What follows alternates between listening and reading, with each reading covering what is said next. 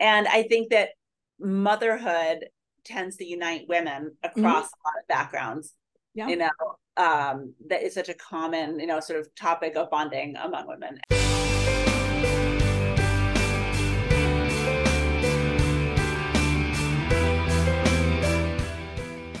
Welcome to Book Reporter Talks To. Our guest today is Carolyn Mackler, and we're going to be talking about The Wife app, her first novel for adults. Now, Carolyn and I have some history here. I was a huge fan of her YA books. Just hearing the titles makes me smile, and it sparks lots of memories. Love and Other Four-Letter Words, The Earth, My Butt, and Other Big Round Things. Love that title. Virgin Valentine, and GUYAHOLIC are just a few of the titles of the YA and middle grade books that she's written. Needless to say, the title of The Wife app and seeing the author Carolyn Mackler completely grabbed my attention. But I wasn't alone. Our reviewer Pamela Kramer had this to say about it. The Wife app is quick-paced and gripping, and Mackler's writing is addictive. She makes us really like these three women, and we want them to succeed and get their justice. And while the novel is an enjoyable read, it's also a thoughtful one. So welcome, Carolyn. It's been way too long. Oh, thank you so much for having me, Carol. It's great to see you, and it has been way too long. Way Uh, too long. We're it's great to see you. reminiscing. It's great for you to hear some of those titles from way back, and also to talk about the Wife app. I was so thrilled to see Pamela's review and just to hear you talk about how much you wanted to get a hold of it once you heard that I wrote my first adult novel. Exactly. So let's start about you telling our listeners and viewers about the Wife app. Tell us the plot of the book. You got it. Okay. So the Wife app it was born of millions of conversations I've had with I call them my mom friends, which is basically my friends who are moms, over the last 2 decades of parenting, just sitting on benches and talking about how much we wanted to have equitable marriages and then end up as wives taking on like a good share of the mental load. And so the Wife app was born of those conversations. And it is about three women in their late 30s, early 40s who live in New York City, who have been good friends, two since college and one since they had babies. And they are all in various stages of divorce. And they go out to dinner one night and they just start ranting about everything that wives do for free. Anything from being a short order chef to a chauffeur to filling out forms. And then one of them says, there should be an app for that. There should be an app for everything a wife does for free. And then Lauren, who is our main character, is an app developer. And they look at her and they're like, you should build that app. And so it is about these three women building an app and beginning to charge for all of these things that most wives I know just do implicitly. And the app blows up and their lives change. And along the way, each of the women also have their own plots and they have their own stories. And we get to know them really through the course of the app. So what has been the reaction from your mom friends as they've read the book? Do they say, nailed it? Yeah, I love that. Yes. Yes. And I think not only my mom friends, so my mom friends have written me and some of them have been like, ha ha ha, you used my story. And because I would say to a lot of them, I'm writing this novel, tell me what you do.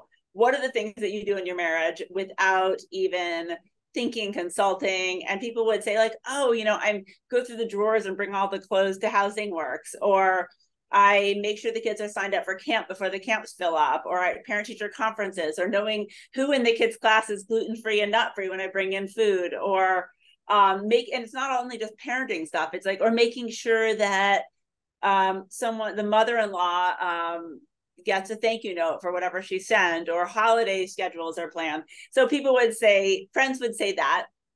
Like, that was my story. And I say, I know, thank you. And then also I've been in bookstores in the last few weeks and I have seen people carrying around the Wife app. And of course, me being me, I've gone up and I've said like, I wrote that. And they're like, you what? And I'm like, no, I wrote that.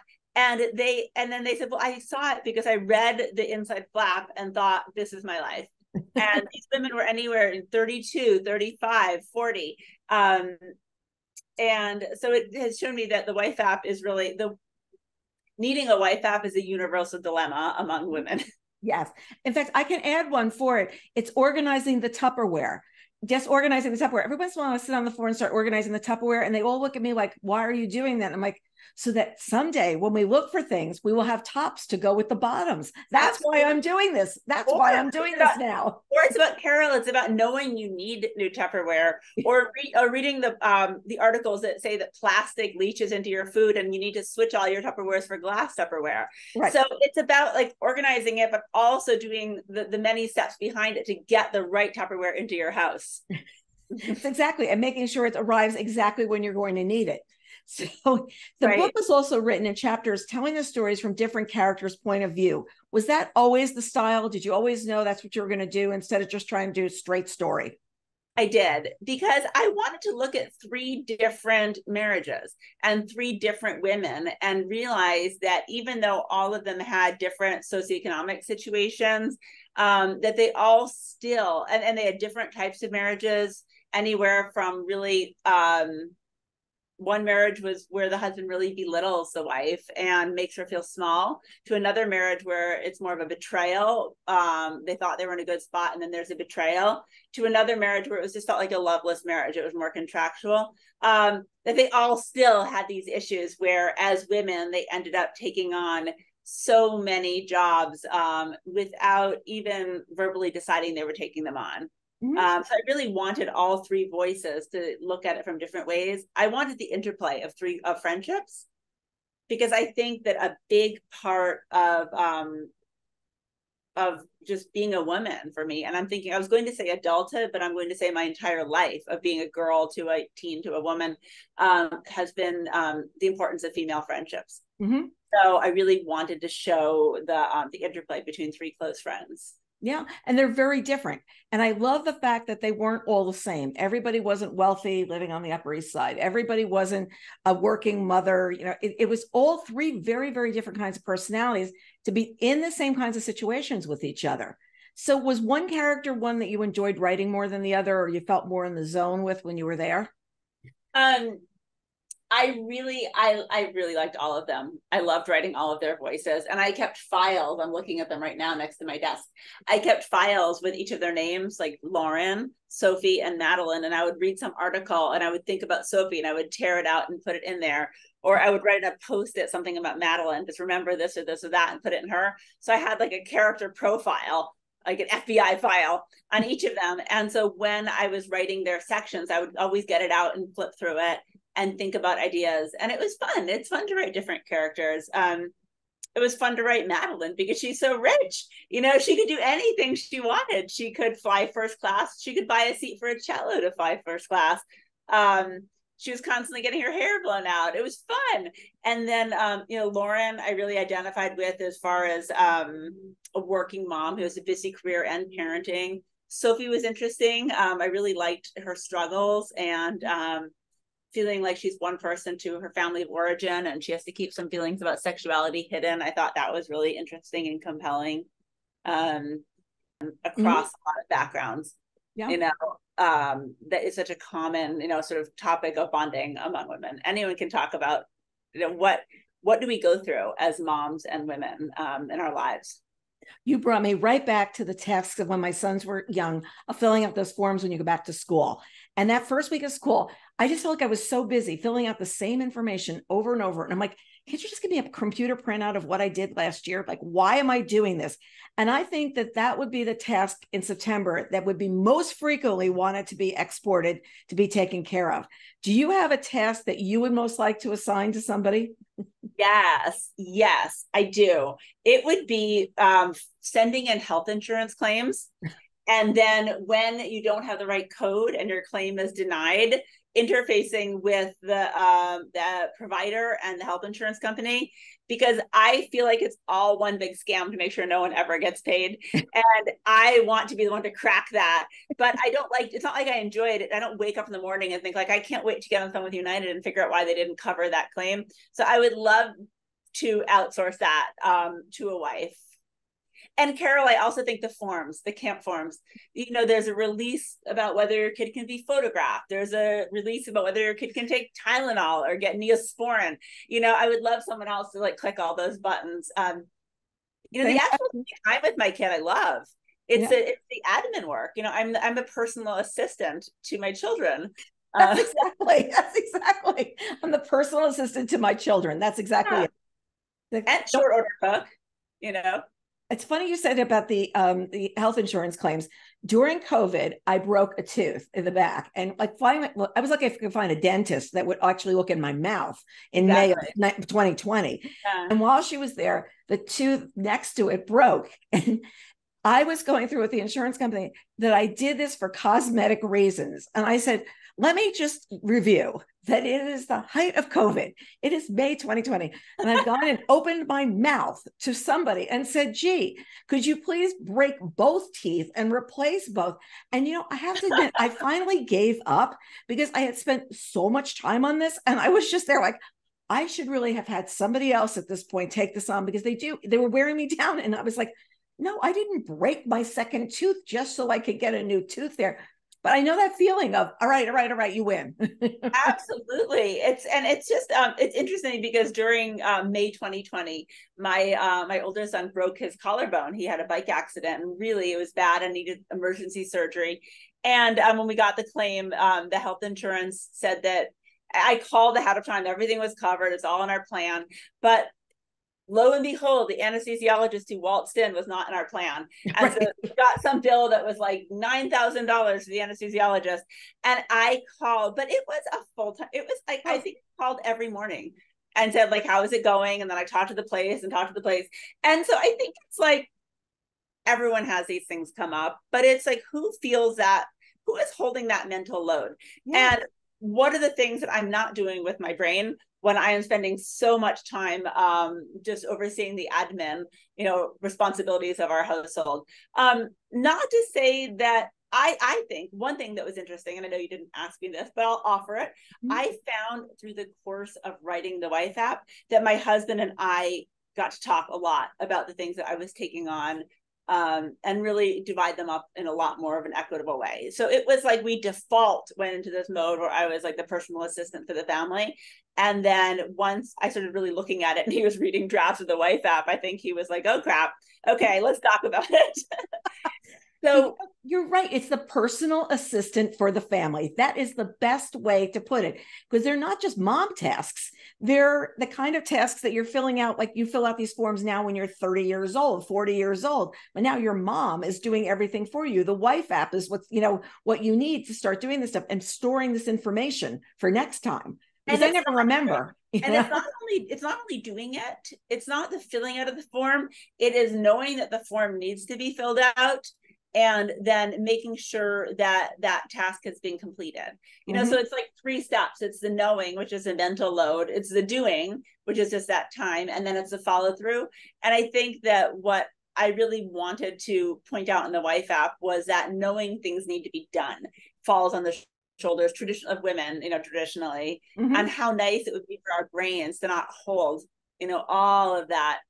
all of those to-do lists. Yeah.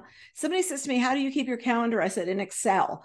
And they said, you keep your calendar in Excel? And I said, yes. It's very easy then to move something to the next day and not feel the least bit guilty, because you didn't cross it off. You just moved it to the next day. Take it down the road when it's done. And I said, because there's always, if you're a working mom especially, or if you're any mom, you could be dealing with the dog, the children, the husband, the house, the yard, the lawn. Like by the time I finish it each, which category am I going to focus on in this minute? Because something's got to come to the top. Something's got to happen. I was talking to my son yesterday because we were working on a to-do list, and I was talking to him about the lowest hanging fruit. I was like, sometimes those are the nicest ones to just pluck right off the to-do list. Those ones that can be done in 2 minutes, cross them off. And how many times have I put something on the list that I just did that wasn't on the list before, just so I could check it off? I would say that is the most satisfying thing in the world, isn't it? Yes.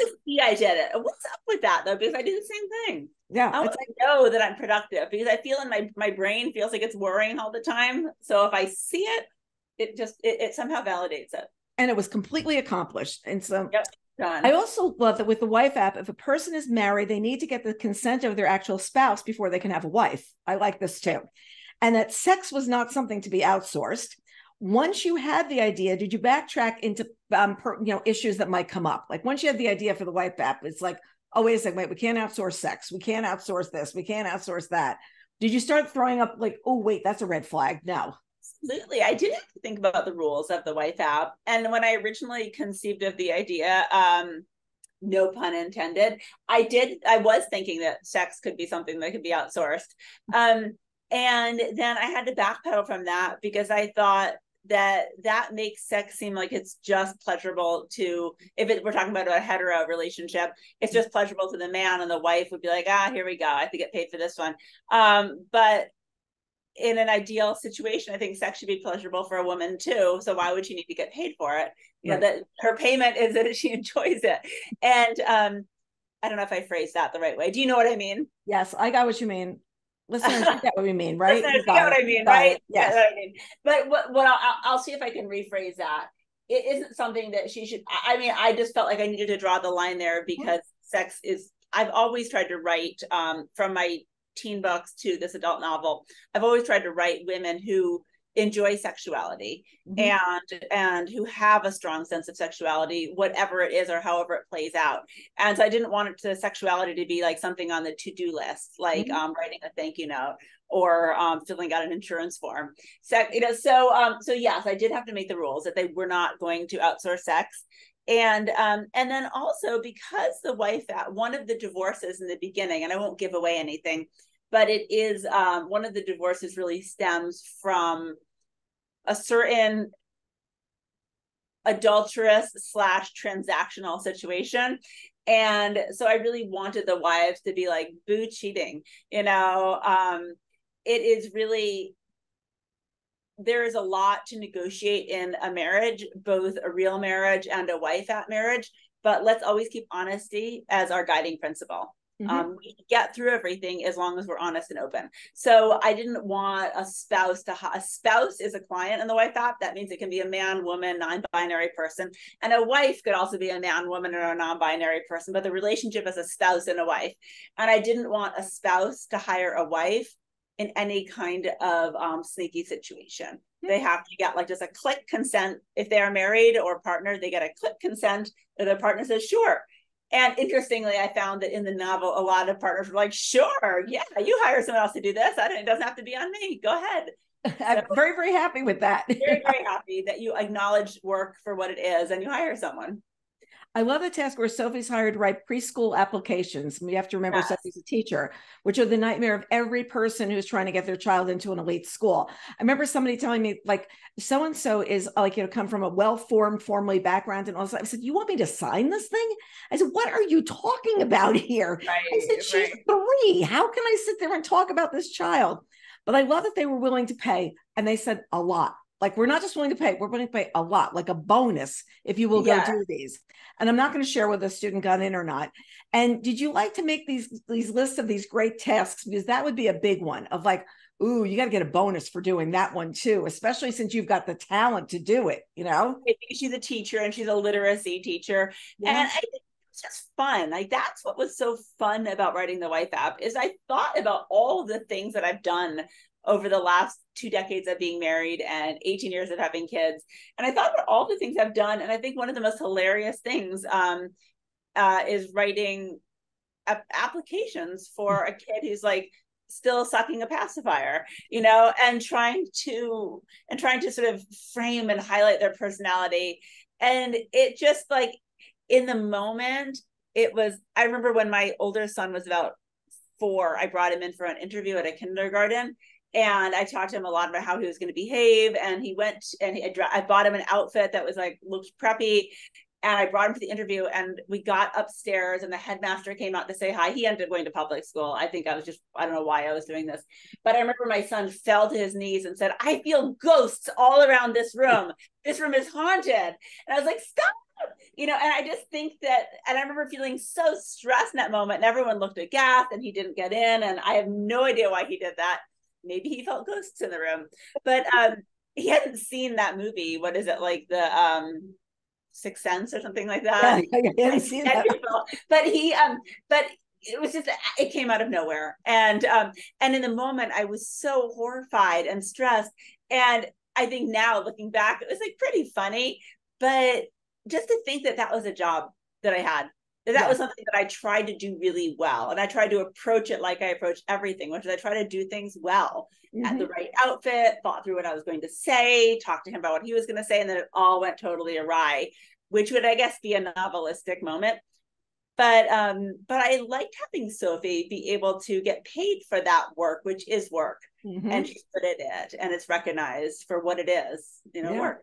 This is what you're going to do. You're going to try to get him in. Let's see what happens, At one point, Lauren is looking, because they're building this app, for outside funding, and she learns a bunch of valuable lessons about this as well. How much research did you do into the actual app building and, raising money for the app and things like that? Because it's a whole other side of this, because there's the business component had to be built as well as the idea. How do you do this? It was hilarious. Carol, you should know that I am the last person in the world to ever write a novel about an app.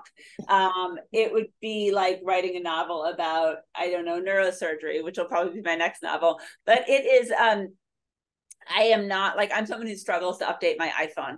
And so it was really, I did a ton of research, and I talked to people who were really, really, really good in that field, to a point where felt like I could write about it and then have them read it and make sure that I said it the right way. So I interviewed several people who are in app development in various, technology fields.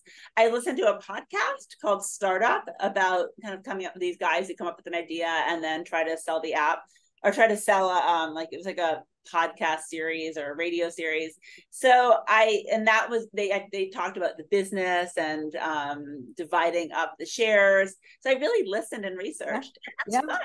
It's fun to pick a topic and then learn a ton about it, become, like, for 5 minutes, become an expert enough to write it, and then forget it all. I couldn't have it again. Well, I was laughing because when I first started this company, we were going into business. We have to meet with investors, and I would talk very real numbers, like, we're going to make this year and then this next year. I'm in a room with a group of guys, and they would sit there and go, we're going to do 50,000 this year. We're going to do 500,000 next year. And then it's going to be $50 million. And I'm like, whoa. And that word hockey stick, of where are you going to hockey stick the thing going through? And I'm just there like, really? We live in no realityville whatsoever. And I actually interviewed a woman about business school, because she was a woman who she'd gone to B school, and she worked in whatever, in technology investing. And interestingly, she said that in meetings that stereotypically, like, men, but it's true, men bullshit a lot, and they make these numbers. I remember writing this down. They bullshit to the nth degree. Yes. I think I might even have that line in the book. I should say women will be much more realistic in the meetings, and don't get the same kind of funding because they're much more realistic about their numbers. So I did have a scene where Madeline, who really becomes kind of the business brain behind the Wife app, is saying, like, let's bullshit, like, let's do it, let's think big, like, the guys are doing it, why shouldn't we? So behind a lot of the Wife app, I had these ideas about wanting to change how women act in the world and how they're perceived and how they operate. That felt so important to me, because I think reading it and being part of that story is being a part of making change. Just like how I found in my own marriage, which is a nice marriage, like, it's a good marriage. But as I wrote the Wife app, we really did realize that we had these divisions of labor that might not have been as beneficial to me. And we renegotiated. So I think it's like, it was, I wrote the Wife app, like your reviewer said, I wrote it to be addictively readable, but I also wrote it to be meaningful. Meaningful at the same time. It was funny because when we were doing this pitch, there was somebody who was pitching that this ice cream that could be delivered to your house with a video in under an hour, in New York City. And I forget what the company was called. I should remember it. And everybody was so excited because all the people at the investment companies were using this company. So they thought this was great, and it was going to go nationwide. So the next day, a couple of them called me in. 2 wanted me to go work for companies that they said, could you just come work for this company? I go, no, I want to do mine. They're like, no, you're really good. We want you over here, though. It's a bigger space. It was very funny. And I said, just one question. did you invest in the ice cream idea with the videos to be delivered in under an hour? They go, oh yeah, that one's good. I go, great. Where's the next place they're going? And they go, San Francisco. I said, let me just say one word to you, hills. Let me just say the word hills. And how are you going to do that? I said, also, in New York, the streets are numbered to a large degree over, like, where there's a block, it just goes like this. Tell me about other cities and how that works. And they just sat there going, and it was so funny because you just hit with like real practical knowledge. And they said, well, would you like to come over and run this other thing? I'm like, no, I'm going to go do my book thing. And I don't care if you don't like my book thing. I'm still going to do it. But it was very, you had to be, but I was so grounded. It was like, this is really what we're going to happen. No. Yeah. Poking a hole in the bullshit, right? I had to sit there and go, no, this is what we're going to do, blah, blah, blah. So at one point, I love that Beatrice, who's married to Sophie's ex-husband, talks about social media, noting, do you really have to ask if social media is real? Do we really have to have that conversation? And I think that social media has made so many lives look like happy sitcoms. It's always this little like, a photo from the sitcom, an advertisement for their lives. And it just seems shared and perfect because you're not really thinking about everything. And then all of a sudden the women start putting up things on social media like, am I doing this again? And you get all those things about the inequality. It's not just one big shiny moment. Were you thinking the same thing about like just the way people present themselves? Yeah, I do. I mean, I think that I definitely am not immune to FOMO when I look at social media. And I can literally look at social media with two brains. I can look and say, this is just an image someone put up, and I'm really happy with my life. And at the same time, I can look at it and be like, man, they're living a much better life than I am, even though I know that thought isn't real. Right. And so I really wanted Sophie. Sophie is not happy with where she is right now. And she's gotten just really hooked on scrolling through her ex-husband's new wife's social media. It's family 2.0, she calls it. And she compares it to having eczema, which is like an itch she can't stop scratching. And even though she scratches it, it makes it worse. She still can't stop. And she has eczema and she has FOMO. And so I really thought it was important for Sophie through the course of the book to come to terms with just getting rid of the FOMO, getting rid of the stuff that doesn't make her feel good, that she has invited these intrusive thoughts into her own brain, and she's learning to say stop. And she learns by just as a setting, stop following the people who post that make her feel bad, but then also really getting to know her ex-husband's new wife. And then, as you said, having Beatrice say, like, you really think this is real? Nope. Not real at all. Not real at all. It was interesting. One time I ran into somebody and I forget where we were, and she says to me, are you still married? So I said, yes. Like, do you know something I don't know? And she says, let's go out to dinner. And I was like, why? And she goes, well, everybody else is divorced, because they got into an age where the kids were 18. It was the kids went off to college, the parents got divorced. And she goes, oh, this one's divorced, that one's divorced, the other one's. And I hadn't sort of been keeping up with the moms of what was going on. And I just sat there like, wow, is this really what is happening in all these people's lives? And it was that moment where I don't really need to do this anymore. The kids are grown and there's this benchmark line. Okay, it's out. I'm out. And it was interesting to be having that conversation. Interesting. How was it? Did you have the dinner? We haven't had dinner yet. No, because of course I ran into her someplace and I'm like, I think like COVID happened, like, the 3 years of never seeing anybody. The 3 lost years of our lives. I did run into her recently and I said, let's get together. We really should do this. My husband and I made a list this summer of people we'd like to get together with, the kind of thing you'd have done like normally. And we made a list of all these people we'd like to have dinner with, or we'd like to go, someplace with, or do something. Because sometimes life keeps flying by. And I guess it was our version of doing something like the wife app, because normally he would have said, who are we having over this weekend? And I said, well, why don't we make a list of who we want to have over, and we can go down the list and see who's in town. And now, Carol, though, will you invite the people, and will you figure out what you're serving? Sometimes he will, sometimes he will, sometimes I will. This is what my husband teases, is I'm the inspiration, he's the perspiration. And that's a very equality kind of thing. I will come up with I think we should try and make this during the week. I usually don't cook dinner. He cooks dinner during the week. We usually go out to dinner on Friday, and Saturday and Sunday, we both figure out what's going on. But I will find recipes. I will talk about it. Sometimes I'll come down during the week and say, I'll make it tonight. Don't worry about it. I'm on. But he finds after a day of work, it's relaxing to start cooking and just stop. He stops his day better than I do. That's probably the best thing. I could be stopping my day at midnight. If when he's away, there's no stopping. It's a negotiation. Yes. Which is great. That's wonderful. I think that's the goal, is a negotiation, not just a default. No. But it's also come more with the boys not being home anymore, because now we can actually we have more time to sit down, and you're not talking about, what is it? Okay, if you have one child, it's there are 4 possible interactions. And then somebody goes, oh my God, I have a second child. How did it get so crazy? It's because you have 11 possible interactions. Right. Oh. And that's the reason it's almost 4 times as hard. Interesting. Very interesting. Don't really think about that. So when you're sitting there and you're still juggling everybody being around, you're still thinking about their wants and wishes. Whereas when it's just the 2 of you, it's easier to get more equitable. The harder years, I feel, are the years you're raising your kids, because you can't have the conversation the same way. The forms may not get filled out, Right. Sometimes you have to have faith in the delegating process, it will happen. I'm still calculating the interactions. I love that. I'm going to have to mull over that later. Mull over that, though. Yeah. But mull over, it's the 3 of you, the 4 of you, the 3 of you together, you with one with the other. Yeah. That's it. And then 11.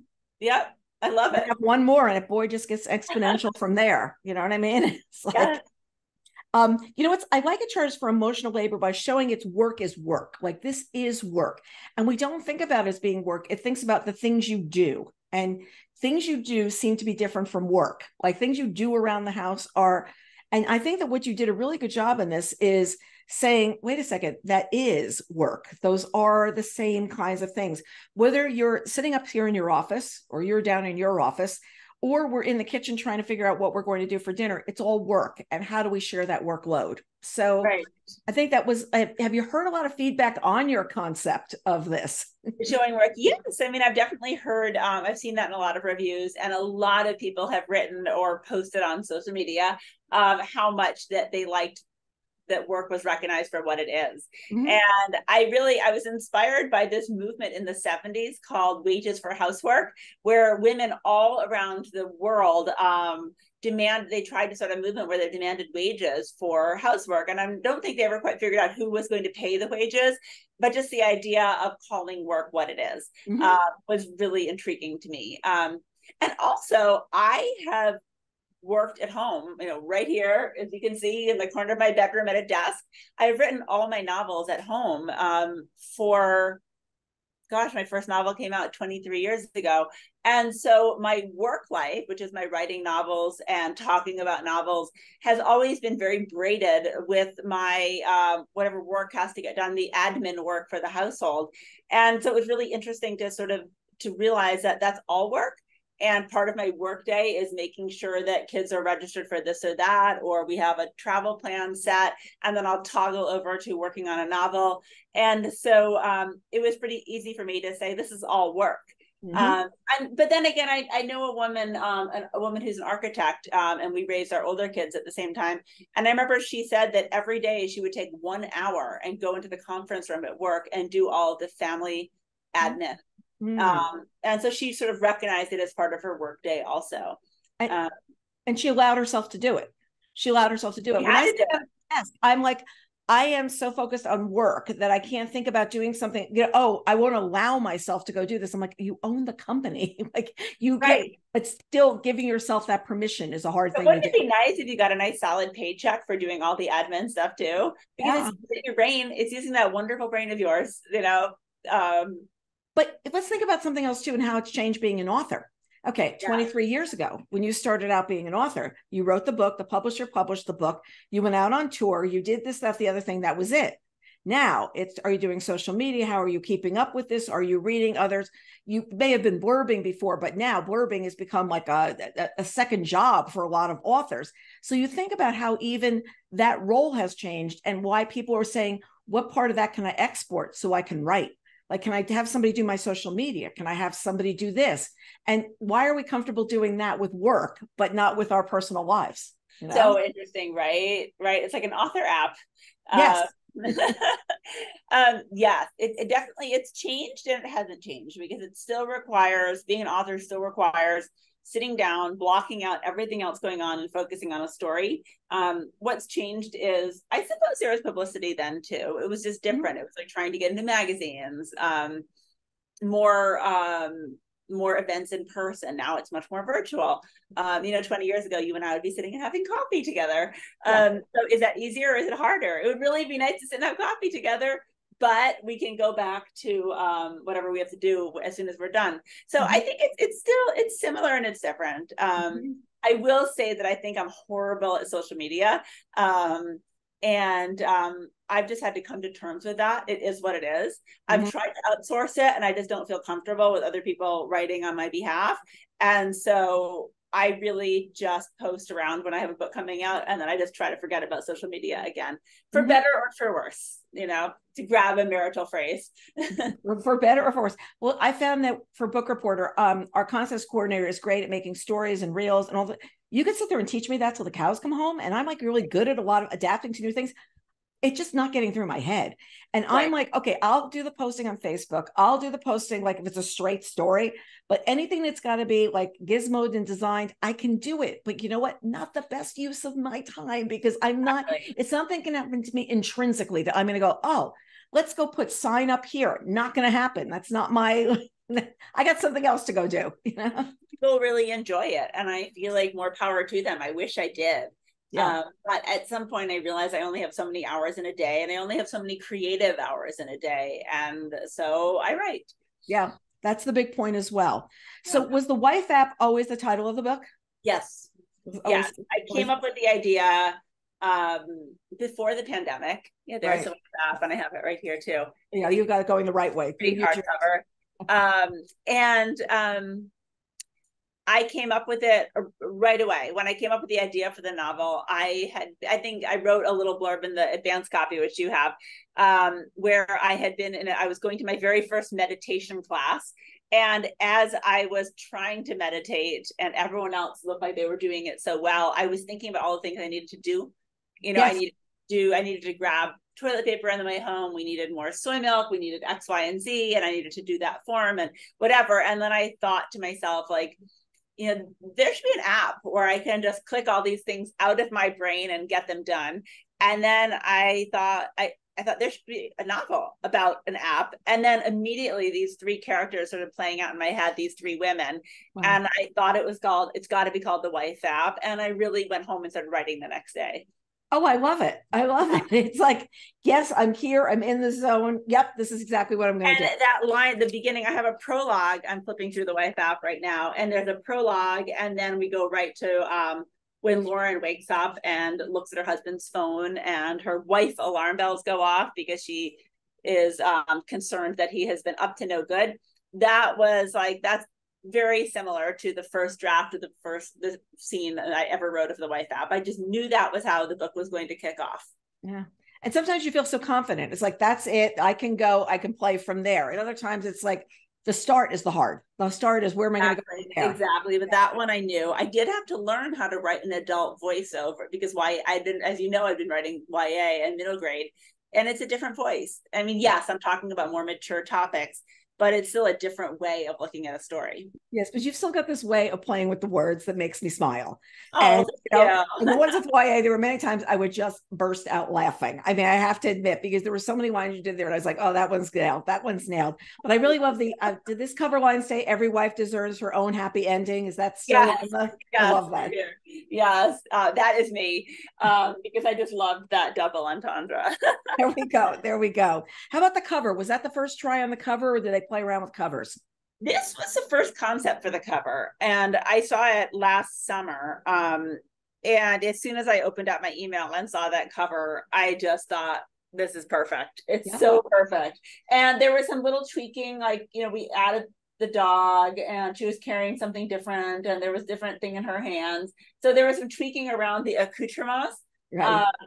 But the whole look was pretty much similar. I know that, Judy Bloom is a friend and mentor, and I sent it to her, and she said something like, well, if she's winking, she needs to have a more wry smile. So I wrote back to them, because at that point she just had a straight across smile, and now her smile sort of goes up at the side.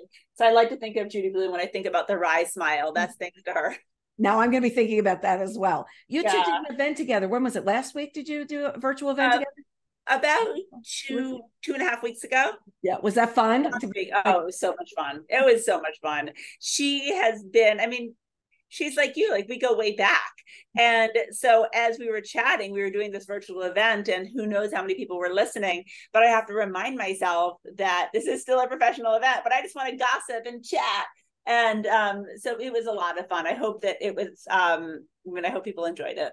Yeah, she's a lot of fun, and she's still so spunky, and she's still got so much energy that you love that she hasn't lost her complete love of the business and the writing and publishing. And you just love that, because some people, they can't carry it on the whole time because there've been so many changes in the business, and some people are like ho hum, but she is not. She is like right out there going right out there. She is running a bookstore in Key West. She's very involved with that. So yeah, she's wonderful. Mentoring new voices. Yeah, I absolutely love it. I really want to get down to Key West to go into that store, because I can just imagine how much fun that's got to be. Absolutely. So the audiobook's narrated by 3 different narrators. Was that your idea, or did that something that they brought to you? So Simon & Schuster arranged the audio, and they sent me a list of about 9 or 10 possible narrators. And they had they conceived it as it is, which is 3 different voices, one for Madeline, one for Lauren, and one for Sophie. And then they had like 3 or 4 for each one of samples. So I listened to all the samples. I took a ton of notes, and I ended up kind of moving them all around and then sending them recommendations. I wanted Madeline to have the voice of a woman who kind of grew up in privileged Upper East Side. I wanted Lauren to kind of just sound like me and whatever that sounds like. And then Sophie comes from the Midwest, and she needed to have a Midwest accent. And interestingly, I was at a conference recently, and the Sophie narrator came and found me and introduced herself. Jennifer, she's lovely. And she's from the Midwest. And I was like, that's perfect. And you look like Sophie. So it was a lot of fun. Was that when you were down at Book Bonanza in Texas? Was that it? Was that like crazy with a lot of authors and a big event? That was crazy. That was like nothing I've ever seen before. I was reading about it, and I was like, okay, this reminds me of like the Romance Writers of America conferences of the past, because there are so many authors there, and there's so many signings, and there's so much going on. And I just have her going, I haven't seen something like this. Right across from Colleen Hoover, and you have never seen a line for Colleen Hoover. It was like literally like nothing I've ever seen. And she is so lovely. I went over and said hi and gave her a hug and thanked her, because she organizes this conference. And she's lovely and sweet. And then when she gets behind that line, like those people are they were coming and coming and coming 4 straight hours. And after that, they were still coming. So pretty fun. And you're sitting there going, wow, this is just, it's fun to be a part of something where there's that much excitement about books. I mean, this is not about Taylor Swift. This is about books. This is about coming and reading books. I read an article about her and that whole event on Time Magazine. And it was just so interesting to see like how the schedule runs, what everybody does. I'm trying to remember there were certain authors at the romance conference, because it just sounds like it was set up the same way, because there were so many people in the room, and there were certain lines that you had to get on really early, or you'd never be able to see that person at all. Right. And I just love this. And a lot of times it was raising money for literacy. And I love the concept that was what it was doing. It was not just about one, tiny piece of this. So do I dare to ask what's happening next at that desk? Have you figured this out? Well, I have files all around me, which I won't pull out, but I can see them. So I am working on 2 things right now. One is I'm working on my next adult novel. And I know I said before it involves a neurosurgeon, but it actually involves a surgeon. So I have been doing a lot of research into what it is like to cut someone open. But it is another novel for adults. It is, I'm hoping, a love story, but also a story about family. And then I'm also working on a middle grade novel that is about bullying, and which is so important. And I feel like a problem that just has never quite been cracked, but there's a lot of there's always conversation around it. And so I'm working on both at the same time. And I think what I'll do is alternate every few months, because I can only really do one at once. Yeah. Yeah.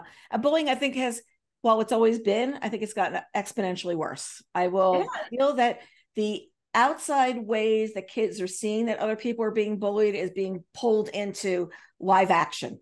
It's not just like, in the social media, it's in live action with kids as well. And what was bad before, I feel like there's a whole other ways they figured it out. And it's really hard. Interesting that you keep saying before and now, because this novel addresses exactly that. It is across decades.